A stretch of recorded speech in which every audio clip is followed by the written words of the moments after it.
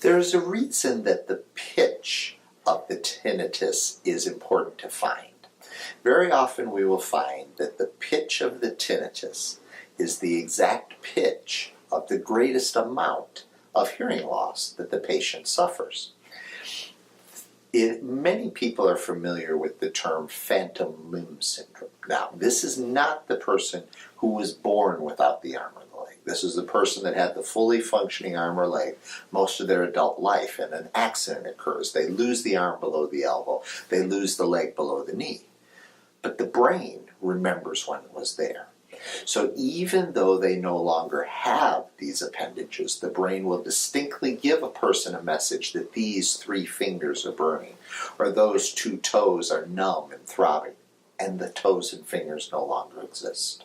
In a similar vein, your brain used to hear every single frequency of sound. When there is damage and you lose the ability to hear a certain pitch, especially in noise-induced hearing loss episodes, the brain misses that sound. And internally, it seems it creates the sound that it craves the most. And that is why, most often, the pitch of the tinnitus is the exact pitch of the greatest amount of hearing loss. So it is important that we find that pitch, and pitch matching and then loudness matching are tests we do to determine where this sound occurs, as well as the intensity of it. Lastly, there are times that we can disrupt this with a test that is referred to as a residual inhibition test. What we try to do is, for a brief window of 3 minutes, give the patient back the sound the brain is craving. So we use a noise called narrow band noise, that it creates a shower sound at the exact pitch of the tinnitus. We let that sound come into both ears, so both halves of the brain will now hear the sound that it has been craving. And the theory is it tricks the brain into thinking that sound is back. And the brain's, oh, the sound is back.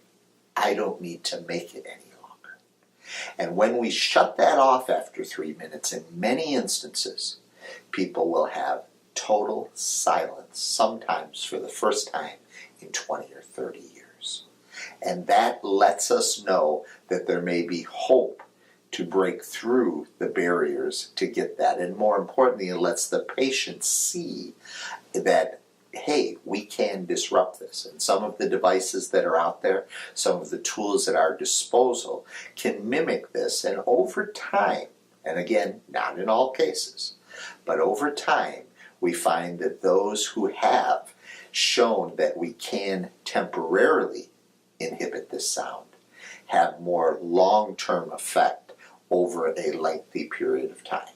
And so I tell them that it's a marathon, not a sprint. But in many cases, that gives them the spark of belief to stay the course as we try to slowly chip away at this and make it a less important part of their lives. Okay, Cindy, what we're going to do now, I want you to kind of focus internally, and I want you to rate how loud your tinnitus is at this exact moment, using a scale from 1 to 100.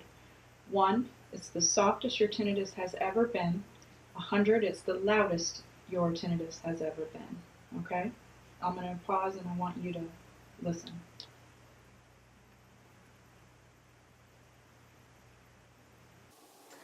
I'd say it's 15 to 20. Okay, wonderful. What I'm going to do now is present a stimulus to your ears for about 3 minutes. Okay? What I'm looking for is a change in your tinnitus. So after I turn the static off, it's going to be kind of a narrow band of static. What I want you to do is immediately take the headphones off and use your gut instinct. Say, is my tinnitus louder, softer, or about the same as that level 15 to 20? The response that I'm looking for can last anywhere from a couple of seconds until a couple of minutes. So I need your immediate reaction so I don't miss my window of opportunity. Okay? We're about to begin the 3 minutes.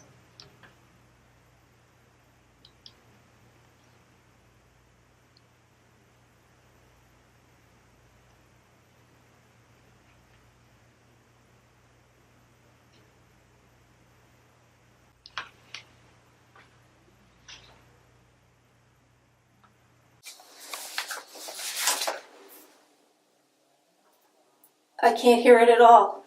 Wonderful. I can't hear it.